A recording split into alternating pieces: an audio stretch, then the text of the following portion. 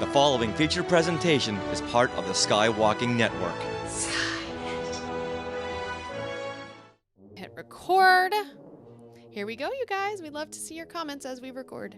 This is what you can look forward to on episode 414 of Skywalking Through Neverland. Well, what was the biggest eureka moment that came from Jabba the Hutt? My first real job on film, and I'm arguing with the boss because he wanted me to put big round eyes in, and I did, but it came out looking like a frog. 40 years later, the audience cheer still rings in my head. He looked up at me and his voice went back to 6 years old, and he went, "Cool, it's like meeting the Pope." So you played all the Wookiees in the Phantom Menace. Did anyone want to hug you as a Wookiee? I mean, I feel like that's what I would want to do. I gave him a roar and he ran away.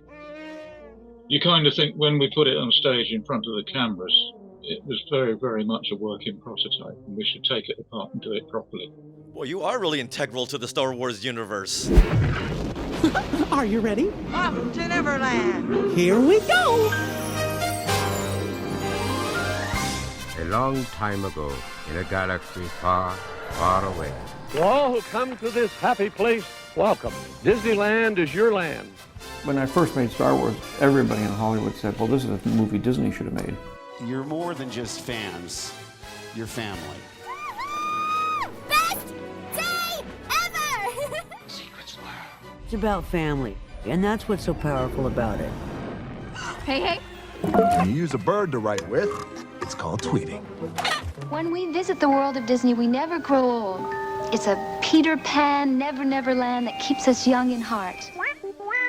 This is Jedi Master Obi-Wan Kenobi, and you are skywalking through Neverland.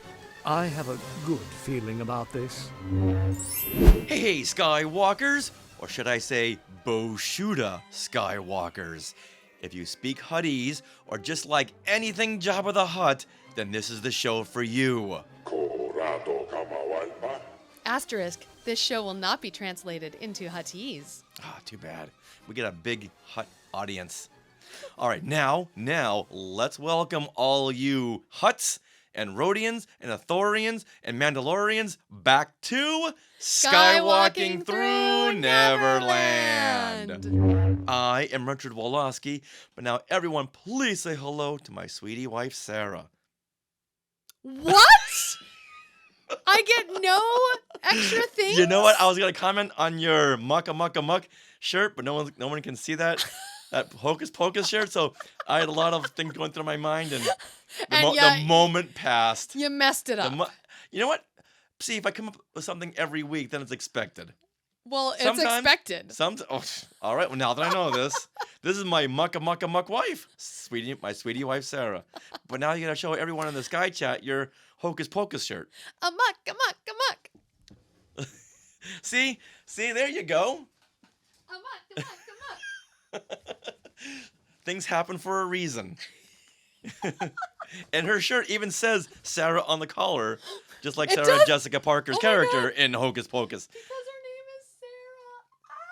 So cute. I had to get it. I was like, it's my birthday shirt. It all works out. Boy, I got out of that one, didn't I? Yes, you did. All right, well, we are your enthusiastic podcast destination for the many decades of your Star Wars, Disney, and Marvel fandom. So it's time for your weekly Wookiee hug and your sprinkling of pixie dust for our family of Skywalkers. Now, coming up on this episode, we will be speaking with John Coppinger, who sculpted Jabba the Hutt for Return of the Jedi, and he also played many creature characters in the Phantom Menace. So many great behind-the-scenes stories. All right, now we are being sponsored by Small World Vacations, and they are a diamond-level Disney vacation planner travel agency and can help you book your trip to a Disney park around the world or on the Galactic Star Cruiser. And best of all, this service is free of charge. So head over there to smallworldvacations.com for a no-obligation price quote and tell them Skywalking Through Neverland sent you. Now, we are recording this from Long Beach, California on April the 5th, 2023. So, Richard, what happened today in Star Wars history? Well, you know what? Let's go ahead and jump to tomorrow, okay? Tomorrow in Star Wars history, because I want to wish a big 85th happy birthday to Billy D. Williams. Whoa. Turns the big 85 tomorrow. When was he born, Sarah? Don't look at the notes. Just do some math. 1937. See, you can do... I did math real fast. Yes, you did. April the 5th, 1937 is when we welcomed little Billy D into the world. I wasn't there. Okay, quick trivia question. What does D stand for? It's just DEE, right? Yes, but it stands for something. Do you guys know? I don't know. It's the last month of the year. December? December. What? Billy December Williams. But all right. why does he spell it DEE? You'll have to ask his mom. Okay. Or him. Or why not Billy April Williams? Yeah. I was like, wait, he was born in April. Like, not December. That's weird. You know, I don't know. I'll reach out to his son, Corey, who's been on the show before, and ask him these questions. And December is not 9 months before April, so that doesn't make sense either. A lot of questions. A lot of questions to go over. All right. Another trick question. No, not a trick question. Another question. What is your favorite Billy D. Williams film outside of the Star Wars films? I don't know many of his films. I'm thinking Batman. Oh, was he in okay, so I'll say Batman. Yes, he was the original Harvey Dent. Yes. And I would have loved to have seen him as Two-Face. It's right there. It's Billy D. Williams as Two-Face. It's right there. Or how about Nighthawks? The film he did with Sylvester Stallone came out in 1981. They play two New York City cops out after an international terrorist. This one kind of threw me because Billy D swears a lot. You know how I am about swearing in conjunction with Star Wars. So if you haven't seen it, true. this was on like Showtime, like every 15 minutes. Okay. And I watched it because of Billy D. Williams, and it was a great film. Lindsay Wagner, Bionic Woman, is in it. Wow. Oh yeah, a really good film. Once again, Nighthawks, 1981. Go check it out. One man can bring the world to its knees, and only one man can stop him. Universal Pictures presents Sylvester Stallone in Nighthawks, coming in April. And also, you know what? Let's stay with the theme of tomorrow, April the 6th, because we have another birthday. Who? John Ratzenberger, Major Durlin from The Empire Strikes Back, who was born on this date, April the 5th, but in 1947. Oh, well, that makes sense. If he's turning 75, Billy D's turning 85. I had met John Ratzenberger over at Paramount Studios, where I worked for a little bit. Back in 1992, Yep. I saw him on the Paramount Studios lot, and I said, "Hey, I got a question for you. Did you play Major Durlin in The Empire Strikes Back?" And he looked at me and he nodded yes and walked away. And I'm thinking, okay, I don't think he understood the question. Because you would have thought he would have said, "Hey, yeah, how did you know that? Yes, that was me." But meeting him at a celebration years later, it's like, okay, this is kind of his go-to character move where you don't really follow up answers and questions. Like when I met him at Celebration, I would ask him questions. He invited me over to ask him to interview him. Okay. Okay, great. So I said, "Hey, so you were in The Empire Strikes Back. Can you tell me about the Echo Base set? Have you ever been on a set that big?" Questions along those lines. He's like, "Yeah, it was a good set." Aww. Can you tell me about your character? What did you know going into this character? I don't know. He was a rebel, a general, an officer. And So he didn't give you anything. no, he gave basically. me nothing. Aw, that sucks. It does suck. And Is that interview on one of our earlier yes, episodes? on one of our earlier episodes. And then came the question I shouldn't have asked. What did you think about after Star Wars had come out? The Empire Strikes Back, you were in this huge film.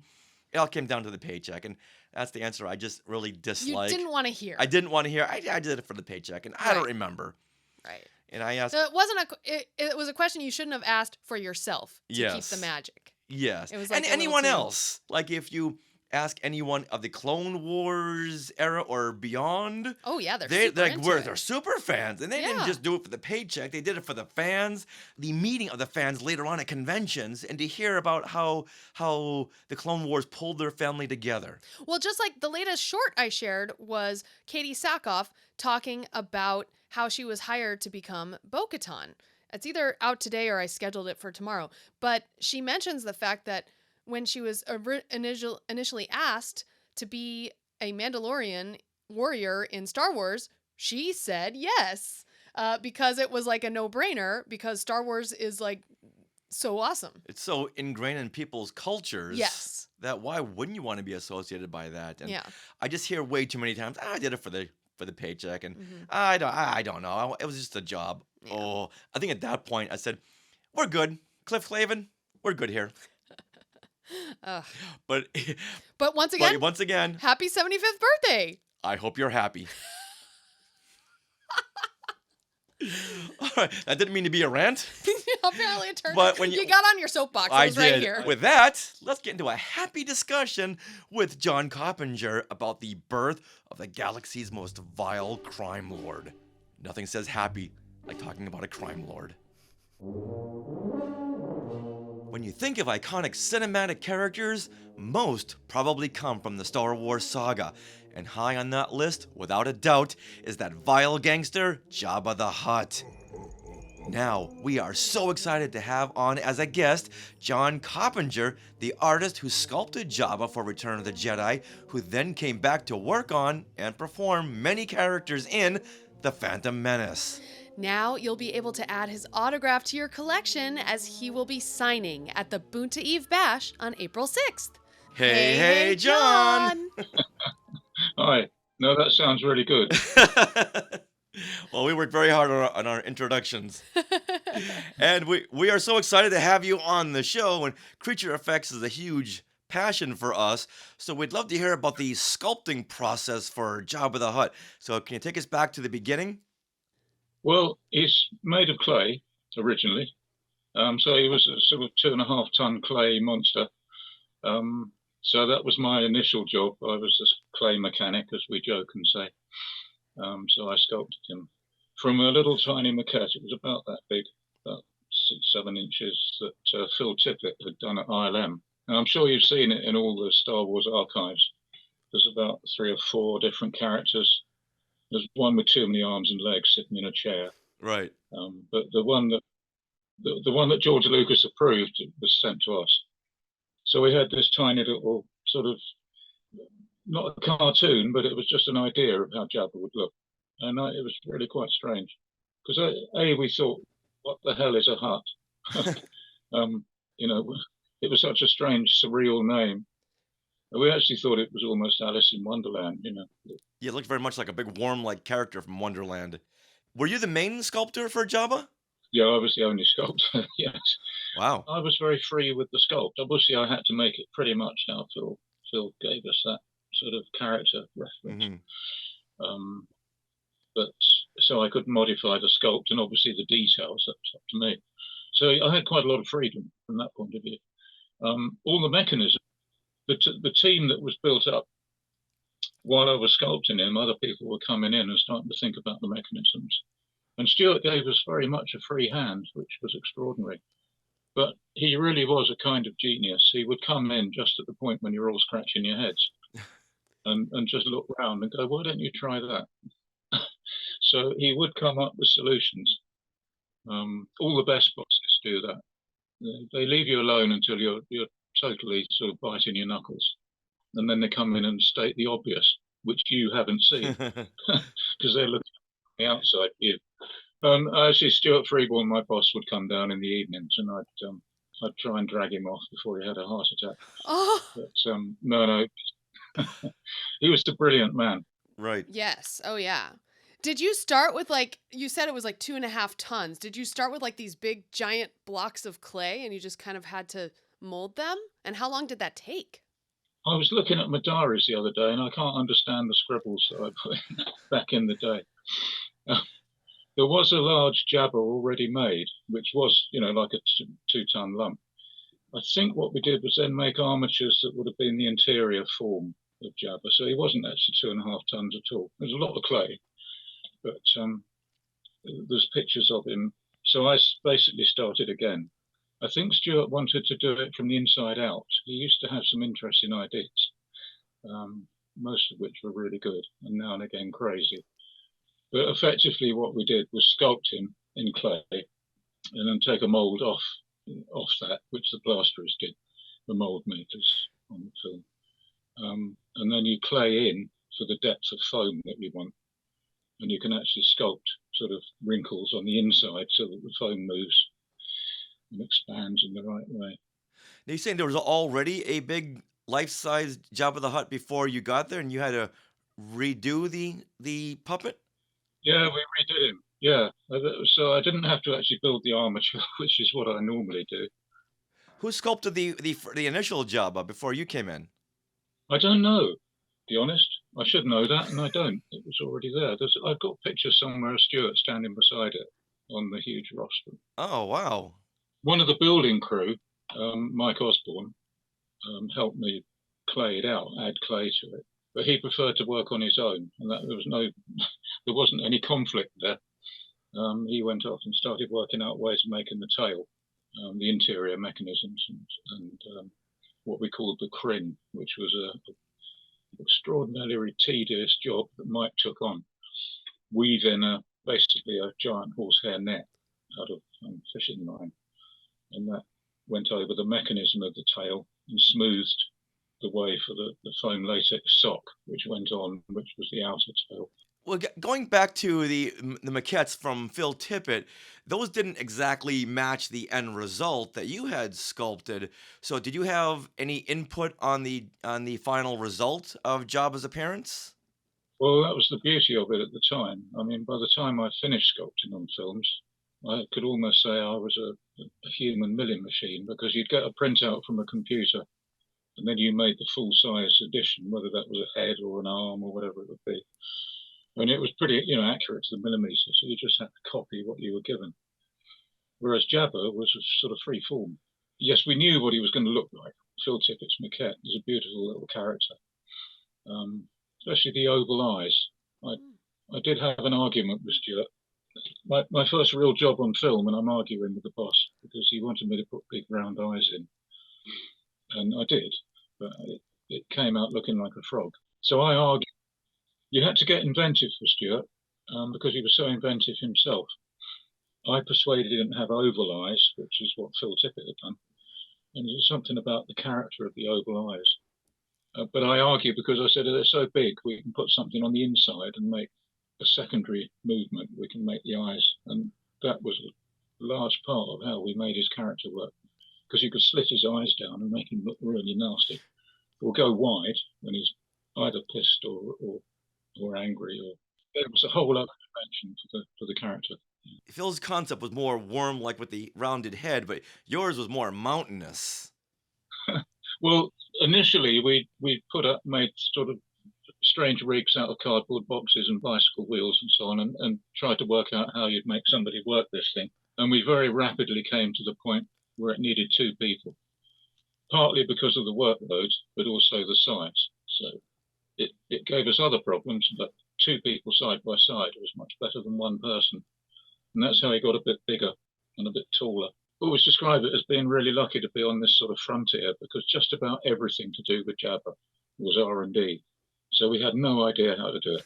That was the core thing. But the only thing you have for sure is the date when it's got to be in front of a camera. So that didn't change. But that's why we wound up doing 120-hour weeks on occasions. But the point was that we could experiment. And when you had those eureka moments, that was just extraordinary. So we basically had to just try things. The belly is a good example, because he's huge. The whole thing, I think I did that. We got a car showroom turntable that you put cars on and spin around in showrooms, because we knew it was going to be quite heavy, and also people inside lashing around. So it needed a really heavy base with a huge industrial ring bearing. And then everything else came up from that, with trampoline springs so that his body would bob around. I think I've just gone off track. Well, what was the biggest eureka moment that came from Jabba the Hutt? Probably the belly, because I tried all sorts of things. We did, there was a group of 6 of us by then. And I tried bags full of water and bean bags. And it's Mike Osborne, I'm almost sure, who said, we've got a huge roll of latex, heavy duty latex. Why don't we just make a huge balloon? And it was, again, that's when somebody says that and you go, yeah, of course. Because you put very slight positive pressure in it and it wobbles about. So it weighs almost nothing, but it looks like 2 tons of belly and guts. And Princess Leia could lean on it and support her. And it looked incredibly heavy, but in fact it wasn't. It was perfect. The only time that was a problem was when Jabba had to look into the pit. The Rancor pit when Luke Skywalker falls down? And David Tomlin said, can you make him look all the way down? And I said, no. We've got him on maximum down on everything, on the body, on the eyes. David Tomlin, who was also extraordinary, man. David Tomlin, he was the assistant director on Return of the Jedi.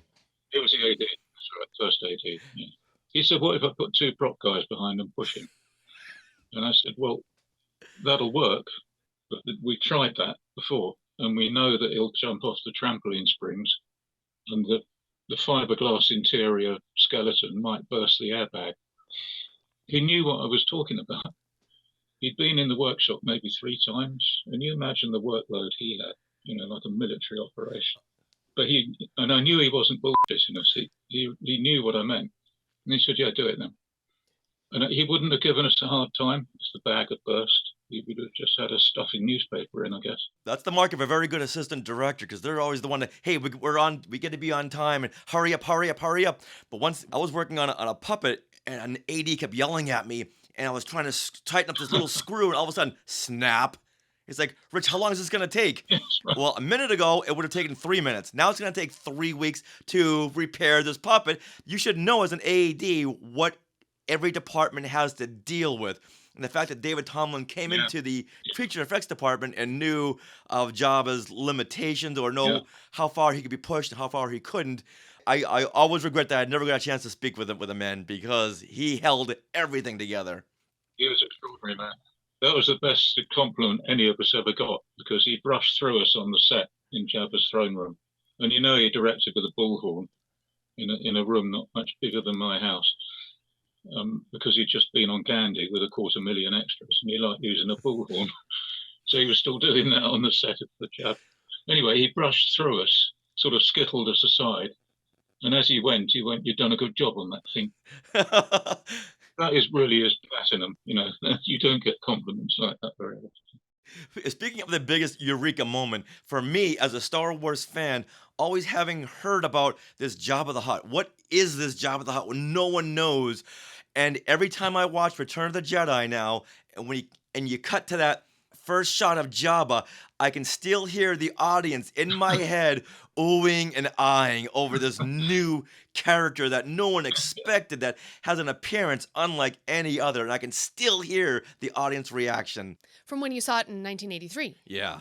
Well, as I say, it was quite surreal, the idea, the name and the concept, and we actually thought it was Alice in Wonderland, because we think, okay, Jabba and the Ewoks, that's Jabberwocky, isn't it? They've taken the... I read in an article that you had taken home a piece of this test skin for Jabba the Hutt, and eventually it was sold to Brandon Allinger, who runs the LA division of the prop store, as a one-time foam runner. And for those listening who doesn't know, that's the job of mixing the chemicals, then cooking it to make the foam used for the creature's skin.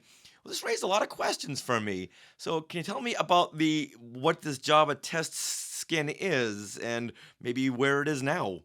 Well, I don't know, to be honest. I think Brandon's moved on. I've seen it on a proper stand, online somewhere, and I can't tell you who owns it now. As you say, we sold it to Brandon. Well, as I said, everything was R&D for Jabba, and that included the foam. Tom McLaughlin was the foam wizard, kind of a mad chemist. I mean, literally, because he obviously knew a lot of chemistry, as you know. From doing foam, you've got to know the chemistry of it. Trying to get foam pieces that big was unheard of. You used to do things in your Kenwood mixer, and like making a souffle, as I'm sure you know, if you've done it. Right. You've got to get it in the mold and get it before the foam structure collapses. You have literally a minute to do this. Tom was experimenting with all sorts of chemicals, and I have no idea what he used. So that foam skin lasted 30 years. But what he was doing was extending the gel time. The cure time, because usually you have a minute, but if you mix it just right, you can get maybe a minute and a half, minute 45 seconds. Well, the first thing was that Stuart said you've got to make plaster molds because of his long experience of doing prosthetic foam latex. And we said, well, look, this thing's 13 feet long and 5 feet tall. We're going to need a crane. And on top of that, he said, you mustn't commit how did he put it? You must not commit the scrim sin, which meant reinforcing the plaster with scrim, because that might cause air bubbles and it break in the oven. So we said, it has to be fiberglass molds. And Tom said, I'll find a way to do that, I guess. That's what he was doing. He found a way to use separators on fiberglass molds, extending the gel time, somehow managing the bubble structure, because we were making giant syringes out of great big drainage pipes to inject these huge molds. And then once the foam was in the mold, it would stay there and it wouldn't collapse. So whatever the hell Tom did, it was extraordinary. It was R&D at the first order, and we couldn't have done it without that. We converted an old industrial fridge into an oven, and it meant that Tom's system, with the separators and the extension of the foam life in the mold, we could fill all the molds and put the whole lot in the oven overnight. And so it was vulcanized, so it was cooked. Yeah, the ovens I used to work in were like a 10 by 10 little big house. That was just one big oven. So you had made this original test skin, and it was a little too dense to use for the skin, so it was set aside, and that's when you took it home?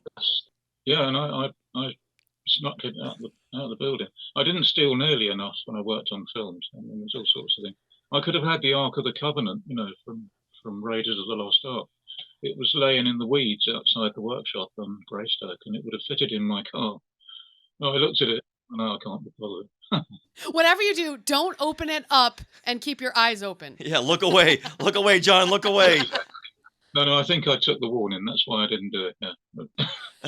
Yeah, it always crushes me when I see the Elstree Studios trash heap, and you see a little bits of X-wing parts of Millennium Falcon, and maybe the Ark of the Covenant and the Well of Souls. Oh, it freaks me out. I like the way people make jokes on films with that, because Watto's junkyard in Phantom Menace is full of things like, I think the pods from 2001 are in there somewhere. Yeah, a couple of Terminators are back there. They should call it Watto's Easter egg yard.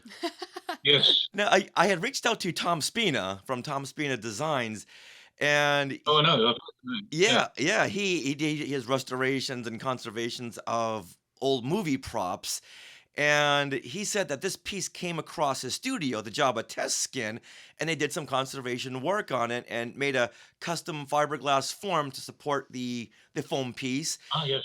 He said the piece was molded over time and castings were made from it. So have you ever seen these second or third generation Jabba skins in collectors' hands or anywhere else?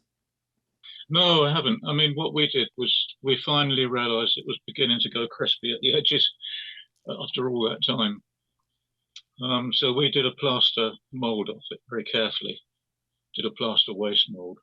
And then a first fiberglass cast out of that waste mold, so that we didn't damage the foam. And we just had to use soft soap and be really careful with it. So the foam survived. Yeah. And then we took a proper silicon mold off the first fiberglass cast from the waste mold. So again, if that makes sense. And then we had a production silicon mold. So we made a few, like this guy behind me. Oh, wow. Because foam latex barely lasts a couple of years. Yes, I know. I mean, it had been in a dustbin bag, so it hadn't been exposed to sunlight or UV. It doesn't like UV, as you know, and it doesn't like anything. Even if you put your fingers on soft foam latex, you'll leave it. Yeah, it doesn't like air, doesn't like eye contact, anything you can do away from foam latex. Yeah, and also I've forgotten what it's some sort of biological catalyst, the effect that brass and copper, various metals, doesn't like at all. You have to seal like the eyelid mechanisms on Jabba. We had to seal with varnish. As you say, it shouldn't have lasted that long, but it did.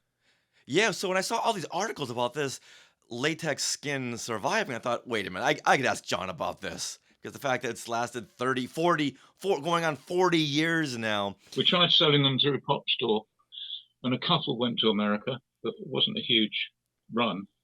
We did two with there was a few years back, people seemed to like aluminium figures, from film memorabilia in sort of aluminium finish for some reason. But we made two of these in polished aluminium finish. Wow. And called them Han Solo's Revenge. Well,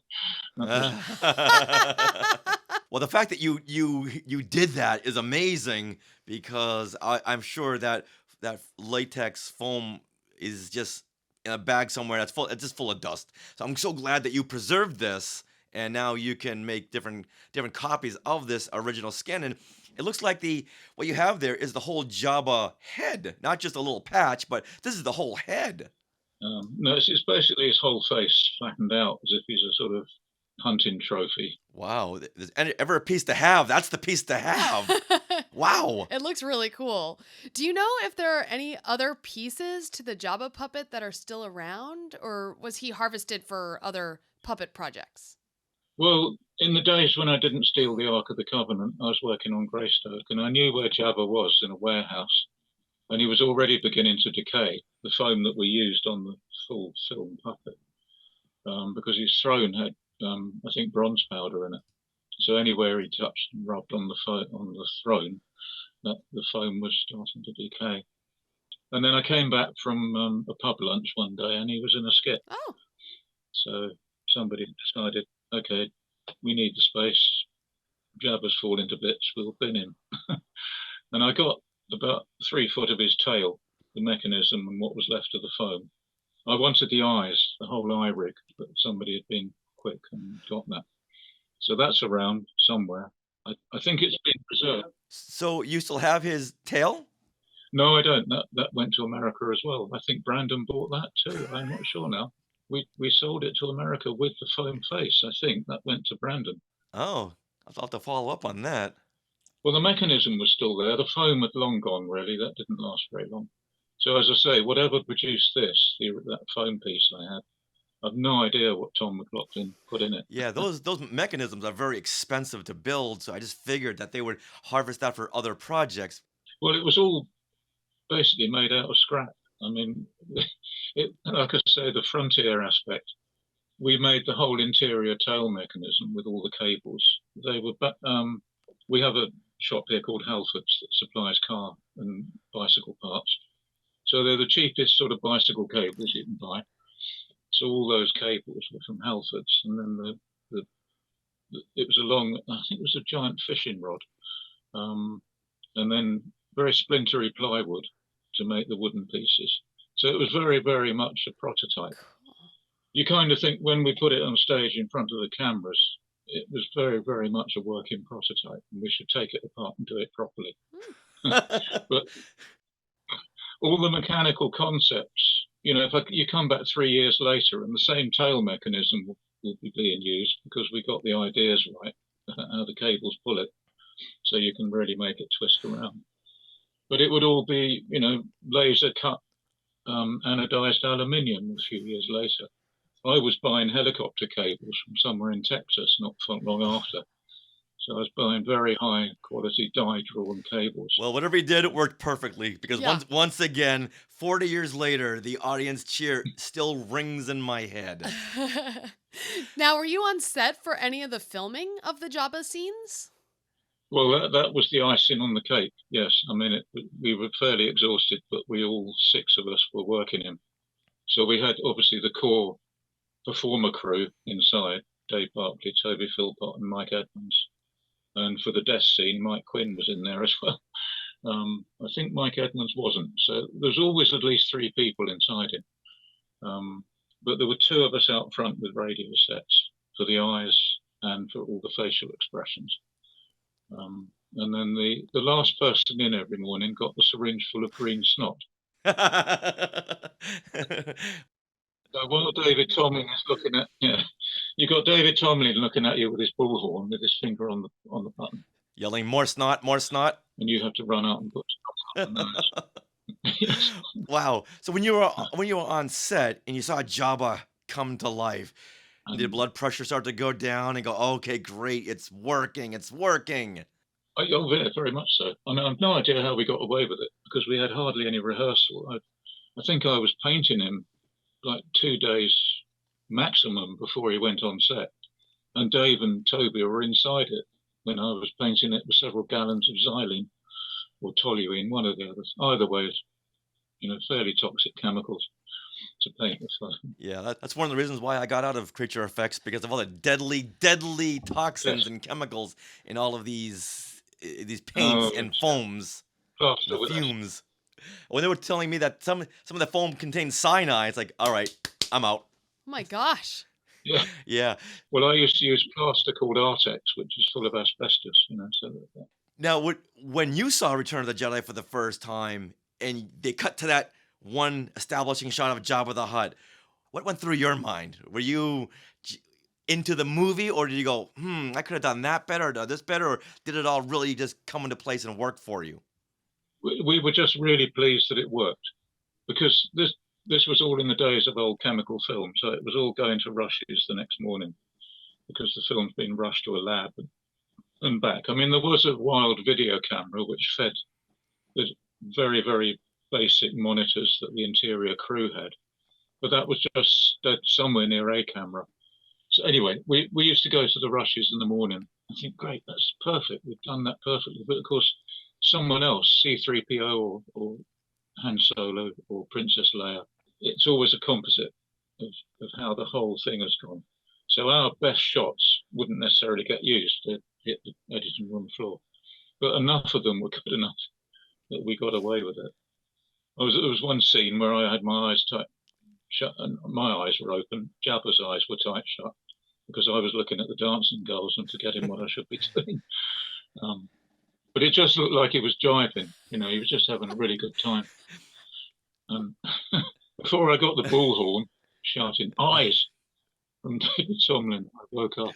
Jabba naps. It's 4 o'clock somewhere, so it's nap time. But to see it for the first time with John Williams' music, his tuba themes, that must have really just been like giving birth to one of your creations, to see it all come together. We were sick to death of the guide track and breathing bee smoke. But it actually was like a giant party, as it was meant to be. Because I can remember Mike Carter, who I'd never met. I'd only ever seen him as Big Fortuna, and I got on with him really well as Big Fortuna. And he was chatting up the dancing girls between takes, and we'd all take turns laying on the cushions and having 10 minutes sleep. I think that's why David Tomlin liked the bullhorn, because it would wake everybody up. I'll say. But everybody, as you were saying, everybody looks at their own bit, Right. Costumes looking at the buttons and makeup's looking at the beards. And you were saying with Michael Carter. We went to the bar one evening when he wasn't in the makeup, and it was rather slightly awkward, because this stranger I was talking to, and he's a different character, because when he's being Big Fortuna, he has that persona. So he's actually quite a shy man. It was a nice evening, but it was like somebody I'd never met before. That's funny. If he'd come in the Big Fortuna rig, we'd have been fine, we'd have been drinking all night. Yeah. Now, you came back to Star Wars for the Phantom Menace, where you sculpted and played many characters. Do you have a favorite one that you got to play? Well, the Wookiee has always been favorite character, no contest. So being a Wookiee for a day, that was wow. I was actually 4 Wookiees for a day. And this is for the Galactic Senate scene, and the camera pans over and you see 2 Wookiees howling. There was actually 3. There was an old one, a middle-aged, and a young one. So they had the original suit that was modified to fit me, and Nick Dudman, our boss on the Phantom, because he was the designer of Big Fortuna. That was when he really got going on doing Big Fortuna. His crew put white fur on them, so I had to act old and then move a little bit, have a lot of white fur taken off, and get a bit younger. And then the young one was really all over the place. There was a fourth one that was asleep in the corner and woke up when the vote went, but I don't think you see that. No, because I looked at that scene again and again just to see what characters you had played, but I didn't see a fourth one. But so you played all the Wookiees in the Phantom Menace. All three, yeah. I said to people, you'll see it in the voting scene. What I didn't say was you'll see it for half a second, 3 miles away, because that's film. You just got 3 Wookiees. There they go. They're gone. Like the ETs yes. as well. But it was the best party costume ever. I started roaring at people and I had to stop it because there was a young AD who was very cocky walking about with his Motorola. He looked up at me and his voice went back to 6 years old. And he went, "Poor, it's like meeting the Pope." And so I roared at him. I'd practiced Wookiee roaring, but all that. So I gave him a roar and he ran away. Did anyone want to hug you as a Wookiee? I mean, I feel like that's what I would want to do. Yes, they did. Yeah, no, it was, as I say, best party costume ever. Yes. And I smelt like a wet dog, so God knows why they wanted to hug me. But... And also in the Phantom Menace, you played those long-headed Anks species, and you had sculpted those, and you played those characters, and you can see these characters in the Galactic Senate and watching the pod race, and you were with Sebulba and Warwick Davis. Yeah. And you sculpted that big long-headed character, right? That's right. Yeah, there was a beautiful drawing by Doug Chiang of the Anks character, so I just had that to work to. And it's just extraordinary. It's a lovely job, but I was probably one of the tallest in the workshop and one of the maddest. So I got to stand in for Jerome Blake because Jerome was playing loads of characters. It's why I wound up in the pod race scene. Oh. Because Nick suddenly ran in and said, "Can you get up to stage B? Because somebody's got to be in Graxol Kelvin for the pod race scene." And Jerome was off on another set. Because we always joked and said if it's Big Blue and it's pissed, it's probably Jerome. Because Jerome, I think he was doing at least 3, maybe even 4 characters. He was doing all sorts of fit-ins and then he was on set and rehearsing. And so if he wasn't around when we were developing, Monique Brown was running the fabrication department for the interiors of creatures. So if Jerome wasn't around, I would stand in for him. So I demonstrated it to George Lucas in very early stages. I was on 24-inch stilts at that point. So the whole thing stood 11 feet tall. And I walked about needing a stick because when the head, I'm looking out at the chest here. So the rest of the head is above me. And when it's being operated by cables, it's like trying to hold a bicycle wheel that's spinning. So you've got all these gyroscopic forces, and you're trying to stand upright on 2-foot stilts. This is one of the best new characters from the Phantom Menace. I always love this character. I even have an action figure. So you have a lot of action figures with your Wookiees and your Anks species characters, and you also played Gragra. And this was the vendor on Tatooine when Jar Jar Binks stole his fish and he got all upset. Oh, yeah. I didn't play that, no, but I did sculpt it. Yeah. Oh, okay. We did a whole lot of stuff. We did the Sailhead, Bix, what are they called? The musicians? Oh, the Biff. Biff, yes. You also stood in for Coyote Mundi in the last scene in The Phantom Menace when they're all landing on Naboo. When Palpatine tells Anakin, "We'll watch your career with great interests." That was you as Coyote Mundi. Oh, that's right. I know, that was brilliant. That was the same thing. That was organised. That wasn't a last minute thing. When I was in the pod race, I didn't know if I was a good guy or a bad guy because I'd run up to the set and got on there and had to grab an AD and say, "Look, am I booing or cheering or what?" So out of all the characters, and there's plenty more characters in the Phantom Menace, which one was your favorite? You said the Wookiees? Well, actually, I think Ki-Adi-Mundi, oddly enough, because although the other one was fun, it was sort of 4 or 5 hours in a kiln. Was it hot in the costume? Doesn't even start. I think I lost about a stone. My goodness. And I couldn't see anything, so I'm hitting people and trying not to hurt anyone. As Coyote Mundi with a big cone head, your whole head is encased in one big prosthetic.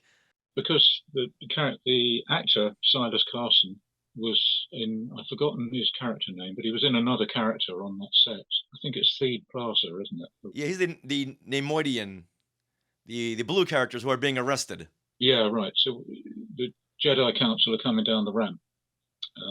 But Kate Murray was the makeup artist who did that character.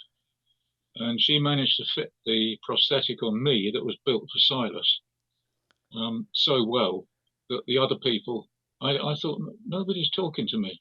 We were wandering about against all the blue screen or green screen. And I suddenly worked it out. I turned to someone and said, "You think I'm Silas, don't you?" And they went, "Oh, yeah. We thought you were being grumpy and having a really bad day because you wouldn't talk to anyone." My goodness.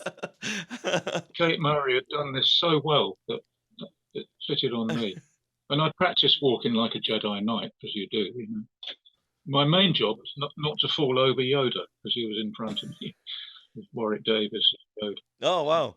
The weirdest thing about was working on the pod race scene was after the film finished, I worked on the land speed record in Nevada.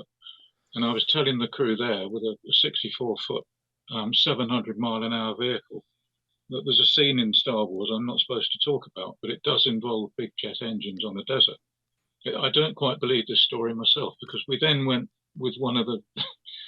Jerry Bliss was the suspension wizard on the supersonic car, which eventually went at 760 miles an hour plus and went through the sound barrier. We went to San Francisco and stayed with one of the people, Jean. She was working at ILM. So she was working on Jar Jar Binks, I think, in the CGI team. And she said, "Well, I know you worked on the film in UK, but I can't get you into ILM." And then we showed her photographs of the shockwave of the car going supersonic. And she said, "Can I take those to work?" Because she'd been working with a team that was working on the pod race, and they were concerned about how big jet engines would interact with the desert. So she came back the next day and said, "Right, you're in." They said, "Bring these guys in." So you couldn't make it up. You know, we'd run this giant real jet car across the desert, and it was actually used by the CGI teams that were working on the pod race scene for the film. Well, you are really integral to the Star Wars universe. Well, what is your favorite memory of working on any of the Star Wars films? I think probably working on set on Jabba, because although we were completely wasted by then, no, there was something very special about that. Partly because a big puppet, you know, all the experimental stuff that we'd managed to make it work. But he's also such a character. And we started off going on about what's his motivation. You know, we were really getting into as if we were character actors. And in a sense, we were character actors. So getting the eyes right, making him look mean or bothered or whatever. And of course, he's got dialogue. Right.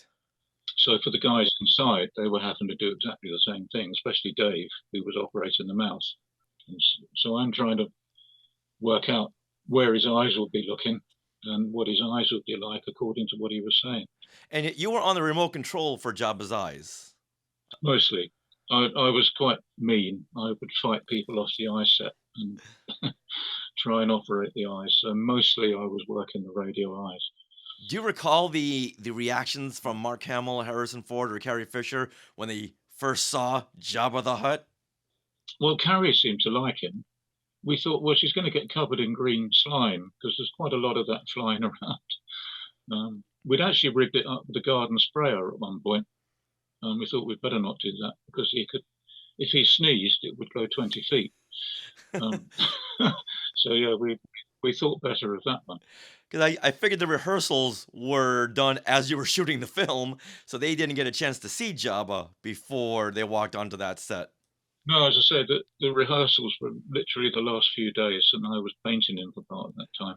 So poor old Dave and Toby were inside him breathing fumes, highly toxic, inflammable stuff, with lots of lights and fire sources around, you know, that sort of thing. Knowing how big of a fan Mark Hamill is of this kind of genre and creatures, I would love to see his first reaction when he saw this big giant puppet.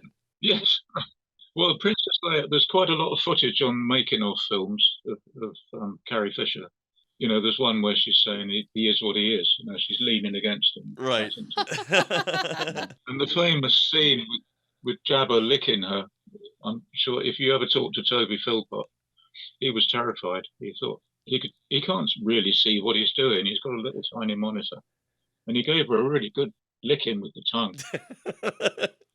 That'll be on the Japanese version, or possibly the underground version. Oh my goodness. Yeah, right. He couldn't see. It's like, well, if I'm ever gonna get this close to Carrie Fisher and give her a kiss, if I can do it through Jabba the Hutt, so be it. I'm happy.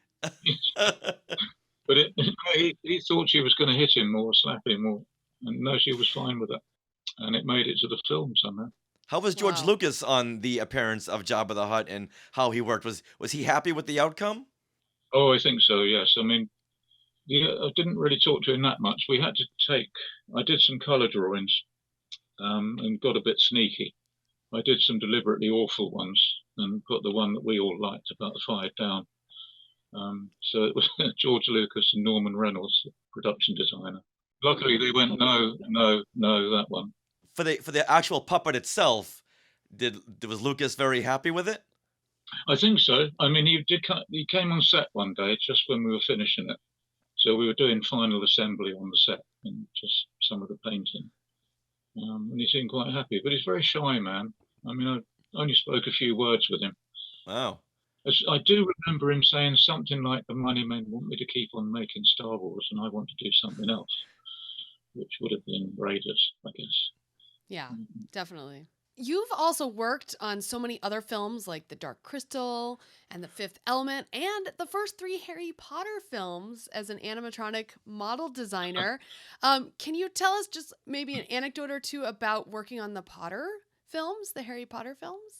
Yeah, that was a different level because it was sort of bits and pieces. I think the best thing I was probably got to sculpt was the unicorn on the first one. Oh. Of course, it's a dead unicorn, so... But Nick Dudman, my boss, was very much in the mould of Stuart Freeborn, who was his mentor. He had an awful genius for turning up when you had no idea what the hell you were doing. And he'd do the Stuart thing of, why don't you do... No, he's a brilliant boss. They're really good. He decided he used to try and do experiments paid for by the Laces project. So although the dead unicorn could have been sculpted in clay, molded and vacuum formed and put on the set, because it's just a dead unicorn with Voldemort flying away.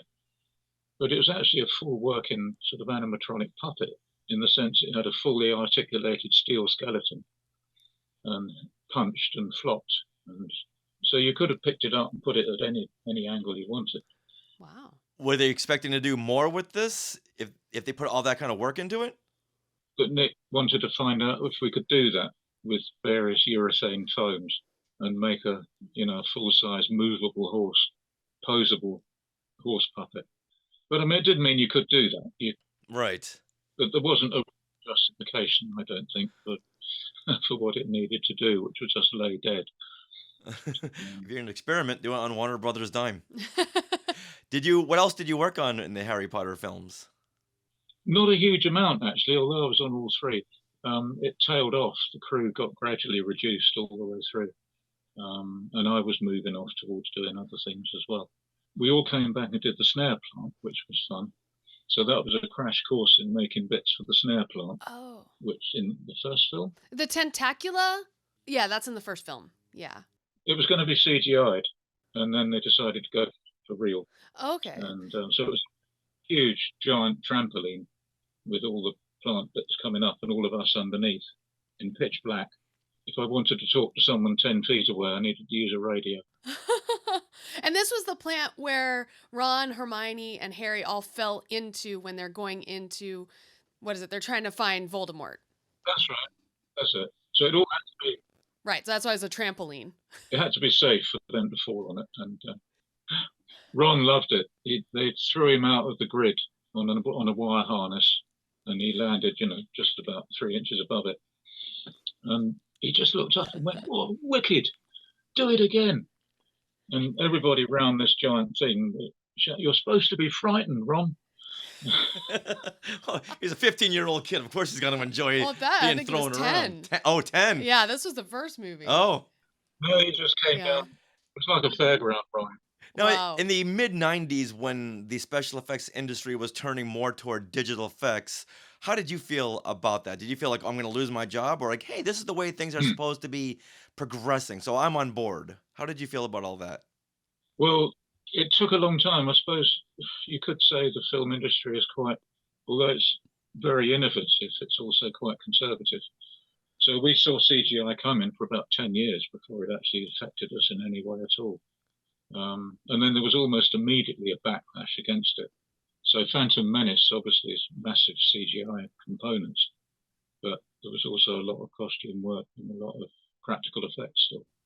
But you were still heavily working at that point, so it didn't really affect you? No, I mean, I was moving towards leaving anyway. I wanted to get out and do some writing and do my own stuff. So I was extremely lucky that I went into the industry at sort of the beginning of a golden age of animatronics and pretty much went all the way through it. But it's still happening. I mean, if you look at, I used to get students from film schools and so on saying, how do I get into the film industry? But if you look now at streaming services and Netflix and Disney and the whole industry, I must be something like 10 times what it was when I was working on film. Oh, yeah. In terms of, one episode of Game of Thrones is a full feature film in the terms I would know. And when you look at the crew list, there's maybe 300-400 people working on a major feature that you get on the credit list, and now you get another 300 or 400 in all the CGI houses. So there's a vast workforce now churning out entertainment for us all. Back then, they had a couple of major studios working on the big major films, and NBC wasn't doing something like Game of Thrones. Now there's so many venues, plus all these kids now on YouTube are doing these spectacular spectacles. Yes, yeah. No, we thought that. We thought, come another 5-10 years, we'll all be making our own feature films at home and boring each other with them like holiday snaps. And to some degree, that's come true. Yeah. If you look at some of the fan films, they're just extraordinary. What people do with costume, with effects, with, available software. Effects right on your phone. It's crazy. Yeah, you can do a whole feature with effects on your phone. Who'd think? And then J.J. Abrams really brought things around with The Force Awakens and coming back to physical effects. And you see a lot of that in The Mandalorian now. Do you watch these films? And oh yes, I do. Yeah. No, I mean, it's almost. I think it's partly because there's so much to do, but also directors are now seeing, or quite early on actually, we're seeing CGI as just another tool in the box, and not be seduced by it. On Fifth Element, the director on Fifth Element, Luc Besson, yes, he was extraordinary because he would work to the storyboards. So he'd work in the classic way that you imagine a director works, and I imagine very few actually do. He gave me a hard time one day because I was sculpting a creature for Fifth Element that was called a striker. So it's a scene where all these characters are striking in the airport. They're rubbish, they're garbage clearers. And he said, but you'd never see the legs. And I'd sculpted the whole thing, including legs and feet. And I just managed to rifle through all the storyboards very quick. Oh, there's one jumping like that, and you can see the legs. So he just looked at me and went, yeah, okay. Started designing, and he immediately started designing sandals for it. I think I'm off track again, but he was an excellent director to work for. Oh, and of course, he insisted that nobody saw the diva until she sang. So she was on a night shoot with about 3,000 extras in Covent Garden Opera House, and nobody except us and the director saw her until the curtains opened. And that, you talk about the eye open effect, that he got the shot he wanted because 3,000 people, including the hardline crew, were going, Jesus, because Maiwen Lebesco did such a brilliant performance. But her tentacles were going to be CGI'd. Luke grabbed me and Nick Dudman, my boss on that film, and said, come and look at the monitor. We don't need the CGI. Thierry Abragast, the lighting guy, had lit it, but the tentacles looked like glass. Yeah, and this is about the mid-90s, so CGI was it was too polished, and it would look really out of place with your sculpt on that character. Yeah, I think he knew to use CGI where it was going to work, with spacecraft and floating Chinese restaurants and various things. Wow. Yeah. This is amazing. We're looking at a picture right now. It's really cool. Oh, yes, right. Well, I'm so happy, going back to The Mandalorian, that they stuck with a puppet for Grogu and not had done a CGI. Because it just gives such a feel of realism, and it harkens back to Yoda. Even though sometimes you'll look at Yoda and go, yeah, okay, it's a puppet, but it still works. It's still a physical being. And the same thing with Grogu. So the circle is now complete. Well, okay, so now you'll be signing at Boonta Eve. Yes. And have you been to many fan events? And what are some memorable things that fans have said to you? Well, yes, been to various, I think 3 or 4 of the celebration shows. 2 in America, 1 in the UK, first one in Europe, and then 1 in Essen. I know Frank Rich, who's helping organise it. I've met him a few times. I think in Providence was the last time I saw him. The Rhode Island Comic Con a few years back.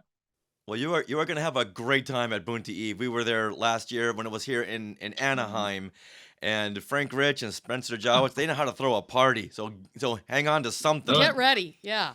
When fans do meet you, what kind of things do they bring to you to autograph, and what do they go, wow, I remember seeing Jabba the Hutt back when?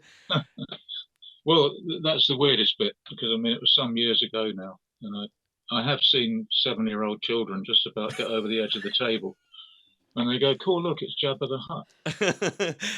Did the kids look at you and go, that doesn't look like Jabba the Hutt, but I guess maybe 40 years ago he could have been? Yeah, no, you get all that. No, I got a bit thinner, with time. And at Boonta Eve, will you be bringing your fiberglass Jabba the Hutt head? Actually, I'm not sure we will, because we're going to have to go by train. So I passed on driving into London. No, I'm afraid I probably won't. I've got a few bits that I might take. No. That would be fun to see that on the train, though. And just pass it off like it's Jabba the Hutt sitting there. Yes, it would. Yes. Well, unfortunately, we won't be able to be there this year. Hopefully sometime in the near future we'll get a chance to meet up, to shake the hand of the man who sculpted Jabba the Hutt. Because as a one-time puppeteer looking up to Jabba the Hutt going, okay, I know how to move this character this way and this character that way. It's all because of your creation. And wow, it would just be a spectacular event. But maybe next time, maybe in another event.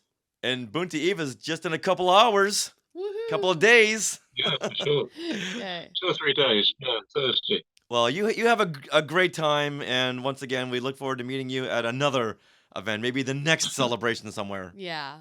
Yeah, and talk about your puppeteering, because that sounds, you know what you're talking about. You've done some of that. It's pretty good. I love it. Well, John, once again, thank you so much for joining us. Yeah. And your work has meant so much to me in my childhood, even up to today. So it was great finally getting a chance to speak with you. No, you're welcome. Cheers. Thanks, Sarah. Thanks, Richard. That's good. Yes. Thank you, John. All right, amazing. Have fun at Boonta Eve. You're going to have a blast. Shout outs, Skywalker shout outs. Which Skywalkers get props from here in Neverland? Who has tweeted out? Shout out. Who has photobombed? Shout out. Who has shared a post? Shout out. We want to give a huge shout out to the Skywalking Force. You guys are our Patreon. You guys are our lifeblood. Is there a Star Wars equivalent to that? Midi-chlorians. You guys are our midi-chlorians. And so each month, we call you out by name.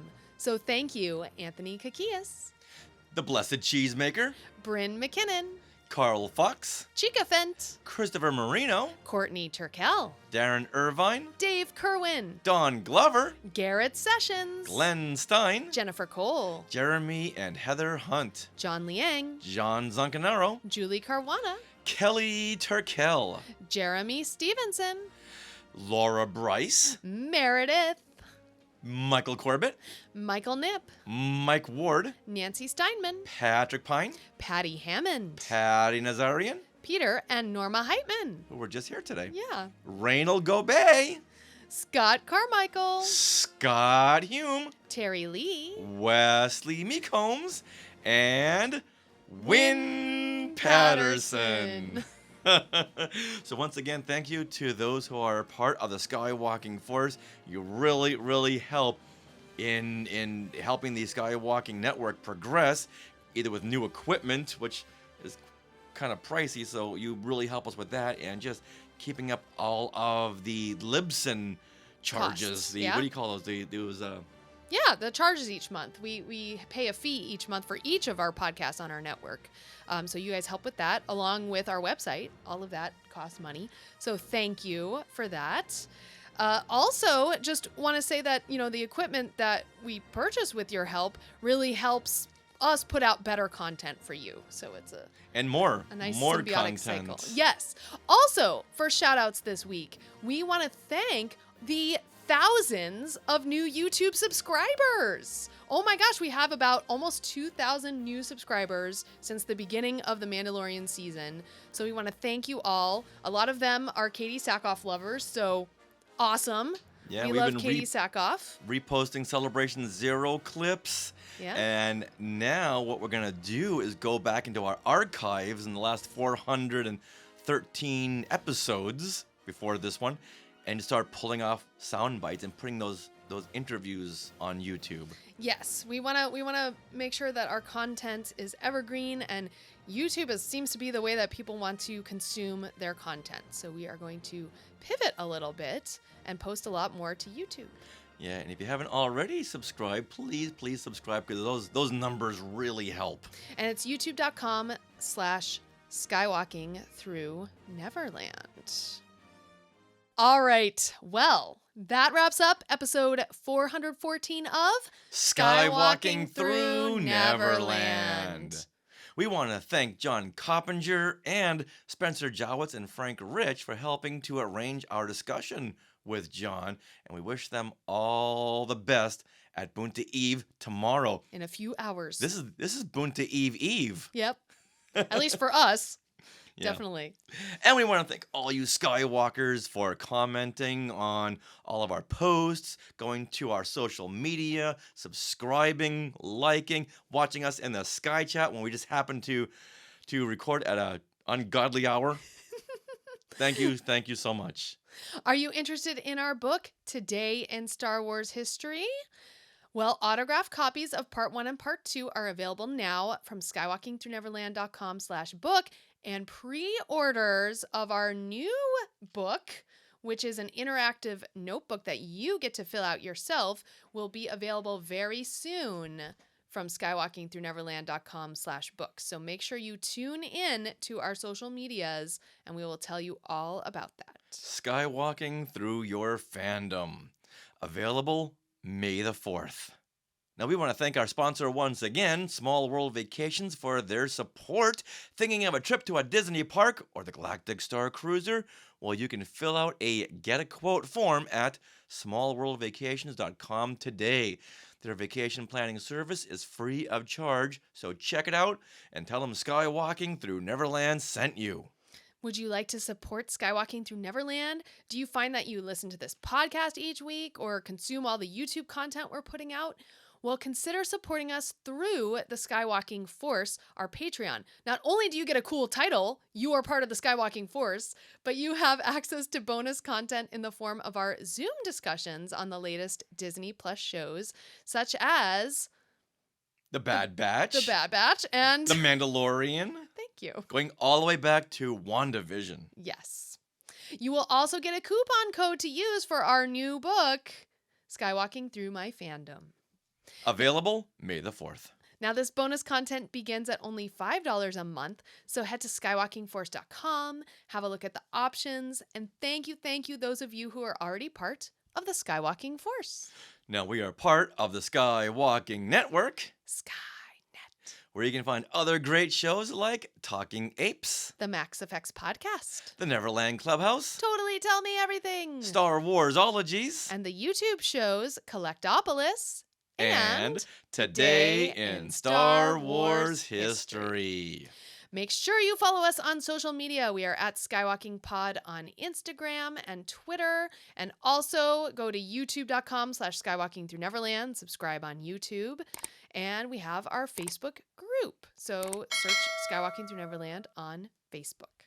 You can also email us, share@skywalkingthroughneverland.com. Now, don't forget to stick around for bloopers and other fun bits that didn't make it into the show. And always remember, Boshuda. And